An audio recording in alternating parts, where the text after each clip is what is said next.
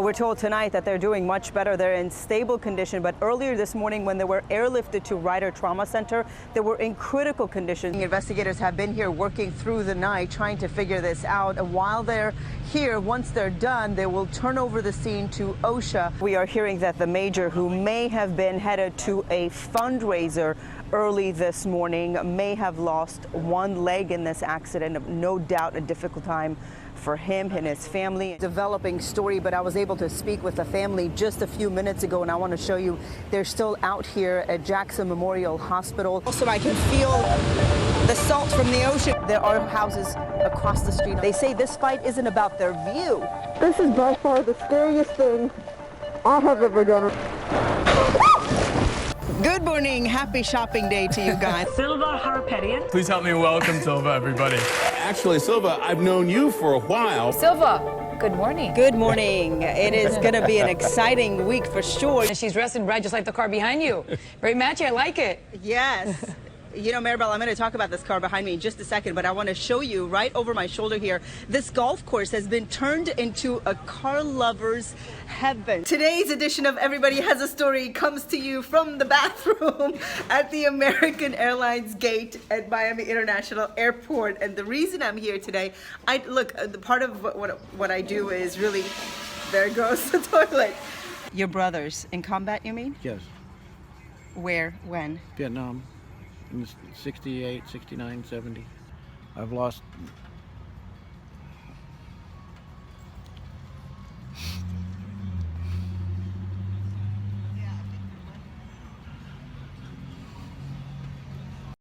I've lost a lot of brothers. You had to do this, didn't you? Well, see, I kind of knew you needed a hug. You all right? Yeah. Sometimes we need to talk about these things, right? Yeah. That's what my psychiatrist says, but I don't talk to him. Silva. Yeah, you know, we are hearing that the major, who may have been headed to a fundraiser early this morning, may have lost one leg in this accident. No doubt a difficult time for him and his family, and you know, also the law enforcement family who have been showing up here in dozens. A difficult time for them as well. Miami-Dade Police Major Ricky Carter, a 21-year veteran, was critically injured in a motorcycle crash on Sunday morning. The accident happened at about 9 o'clock in the morning while Major Carter was traveling southbound on I-75 just north of Miami Gardens Drive. Miami-Dade Police said Carter was off duty and on his personal Suzuki motorcycle when suddenly he slid off the highway and smashed into a guardrail. Seems to be at this time no impact from another vehicle. We don't know if our officer lost control or if something else occurred, maybe with the motorcycle that caused him, to hit the guardrail. But we do know that there were no other vehicles involved. The Northside District Major was airlifted to Ryder Trauma Center at Jackson Memorial Hospital. He was followed by dozens of other officers. Word spread quickly and dozens more showed up, including Miami-Dade Police Director Juan Perez. He tweeted asking for prayers and saying in part, "We are united and strong in faith." Also sending prayers and support to the family, Miami-Dade Mayor Carlos Jimenez and Commissioner Joe Martinez. Major Carter, involved in the community with the youth, to many a role model. A tweet by 5,000 role models highlighting his contribution. The major, a giving man, many said. In fact, a source tells CBS 4 at the time of his accident, Major Carter may have been headed to a fundraiser participating in an event called Cops Ride for Kids, a motorcycle ride to Isla Morada raising money for surviving children of fallen officers. Commissioner Pepe Diaz, an avid motorcycle rider himself, stopped by the hospital. He says he knows Major Carter personally. He's a great guy. A great guy. It is very sad that things happen to great people. But once again, this is a moment of prayer. And Miami-Dade Police Department has said that they are expecting to release more information on this incident and also what you can do as a community to help this officer and the law enforcement agency. We are told by Commissioner Diaz at last check, Major Carter is in stable condition. I'm Silva Harapetian on CBS 4 tonight. Good evening. This report, a 46-page report, details just how the boat crashed and what happened, all of the details of what happened after the crash, but it does not answer the questions as to why Jose Fernandez may have been upset that night. There are, however, references in this report to text messages from his girlfriend and his other friend saying that he may have not been in a good state of mind and that he may have needed to be kept cool. But again, in this report, nowhere in here says why. Eerie images of divers moments after Marlins all-star Jose Fernandez's boat crashed into the jetty rocks at Government Cut, killing Fernandez and two of his friends. The Fish and Wildlife Commission issued its report saying DNA evidence put Fernandez at the wheel, concluding Fernandez operated the boat with his normal faculties impaired in a reckless manner in the dark of night in an area with a known navigational hazard. Fernandez's family attorney says he is skeptical of the findings. I'm very critical of both the fact-finding and the conclusions reached. I think there were stacked conclusions. The report said Fernandez's blood alcohol level was almost double the legal limit and he had cocaine in his system. Receipts and witness accounts say Fernandez and his friends Emilio Macias and Eduardo Rivero had bought 2 bottles of Don Julio in addition to a number of other alcoholic drinks at American Social before heading out to sea just before 3 a.m. Their every single move recorded on the boat GPS, giving investigators a clear indication of the timeline. You can see divers try to pry the GPS out, telling investigators they hope to preserve the evidence. In the report, his attorney told investigators he knew that the picture could throw him down and would not be surprised if he was a .2 or something, and described Fernandez as controlling and a hothead, but very persuasive and exuberant. The attorney claims his words were taken out of context. There was a select, as usual, distribution of the lengthy exchange. What happened is that they said they were talking about the narcotics, and I said it was absolutely impossible that he had voluntarily ingested cocaine, that he had no known history, that he had no known necessity for it, that he was very guarded against it. And so one of the questions said, well, but did he drink? And I said, yeah, he can throw them down. The families of Macias and Rivero are suing Fernandez's estate. Their attorney telling the Sun Sentinel the families of Emilio and Eduardo are not vindictive and are simply hoping that an amicable settlement can be reached. And back here live, the team issued a statement saying, quote, nothing will ever diminish Jose's everlasting connection with Miami, nor can it diminish the love and passion he felt for his family, friends, and all of his fans. We contacted everyone who was named in that report, and the only person we publicly heard from was the Fernandez family attorney, and no doubt this team and his fans still feel the loss. I'm Silva Harapetian on CBS 4 Tonight. Welcome back. A consumer alert now, and tonight a warning about those before and after pictures you see all the time on social media promising a new you. But are some beauty products you're buying online lying about the results? CBS 4's Silva Harapetian exposes what may be too good to be true. Discovered that this as a beauty routine. It's touted as the miracle cream. You've seen the ads online. Well, share the secret. Christy Brinkley, Dr. Oz, Ellen, and a long list of celebrity names and faces used to market a cream that promises to erase wrinkles, make you look younger, even change your life. It's frustrating that my face is being used to scam people. It makes me feel terrible.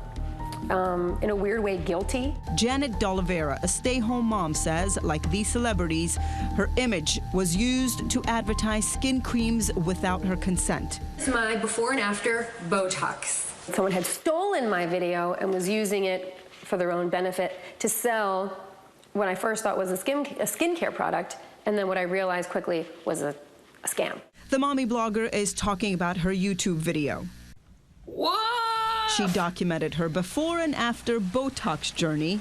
Botox. The company using Janet's video implying her before and after results were produced by the use of its cream. The ads appeared on Facebook, Instagram, so many she says she couldn't report them fast enough. At one point, one of the videos received over 5 million views. I felt this moral obligation because people were seeing my face. Even though I had nothing to do with it, I just felt like people should know not to send their money to this company, that it was a lie. Here's how it works. The company offers a free trial, asking consumers to pay a small fee for shipping and handling. Sounds simple, right? Janet then discovered this was a much more sophisticated operation. Fake People magazine page. The company uses the same headline. Oh, here's another one. Here's Radiant. And content. Oh, here's another one. Skin Complex. Here's another one. Regenesis. Even the reviews are the same. I believe are fake.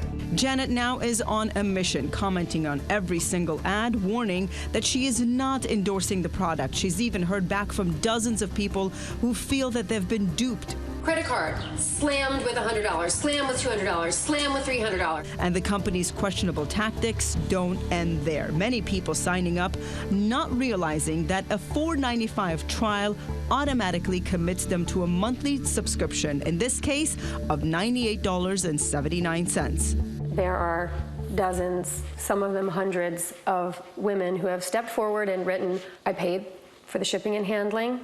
Next thing I know, my credit card is getting slammed with these high charges. Janet consulted with attorneys, but no one was able to find the company. They believe it's operating overseas. For now, though, she warns as many people as she can. If you see anything online that looks too good to be true, research it, because it didn't take very long for me to find out what the real story was behind this.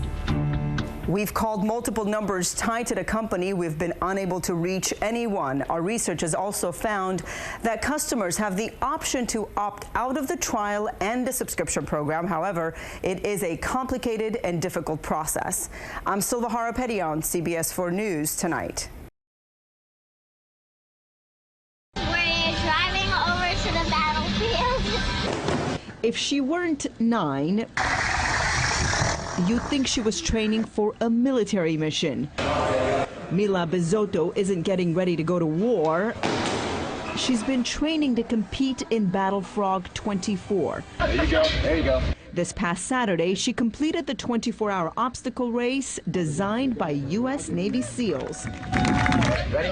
She's the youngest to ever compete in this race. Come on, champ. If you're wondering about the kind of training and discipline it takes to prepare for an event like this, well, Mila has been training for 9 months, 5 days a week, 3 hours a day. When I don't get it, I'm just nervous. I'm ready to do it, but I'm not ready to fail. Her mission, leading a movement she calls inspiration for the iPad generation. I just don't want people to quit because they don't believe in themselves. Mila, who's been bullied in school, decided to empower herself by training with her dad and coach. I think the bullying thing has died down just because her outlook is so much different now that she knows how to defend herself. I used to be super heavy set, and I changed my whole life to be an example for her. So if she's an example for other kids, that's mission accomplished. This isn't Mila's first adult race. She ran the Spartan race with her dad and grandma last year, crossing the finish line, holding hands, a moment frozen in time, emotional even for this tough 9-year-old. That was a special moment, holding her hand, jumping over the fire. If I had heroes, my heroes are my daughter and my mom. Dad here is now putting me to work. Obviously, he did a great job training Mila, who completed the race, ran 36 miles, 6 laps? 6 laps. Hundreds of obstacles. Great job, by the way. Thank you. I know I'm inspired. I'm Silva Harapetian, CBS 4 News Tonight. The love of my life. Renee Jones embracing the man who has her son's heart. I love you so much, Papa Don. Papa Don, also known as Donald Anaker, his life saved by 19-year-old Trevin Reddick's heart 4 years ago. Reddick was shot and killed in a drive-by shooting. We need to get you to listen again with your ear. His mother made the agonizing decision to donate his organs, not realizing the impact her choice would have. Go ahead. I'm ready. Let's do this. I need it too. I thought about Trevin and who he was, and I knew without a doubt that Trevin would have said yes. About a year after receiving Trevin's heart, Papa Don wrote letters to the family and waited 4 years to meet them. It's a whole new life, and I have another family that's part of my life. There are 121,000 people on a waiting list for a transplant. More than 5,600 are right here in Florida. Papa Don, one recipient, a second chance at life, his gift to the family who made it possible.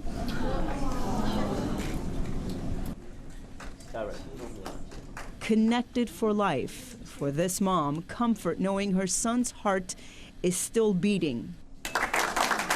Families now united through a cause. They're now champions for life. In support of organ donation and education, today has been named National Blue-Green Day in Miami-Dade County.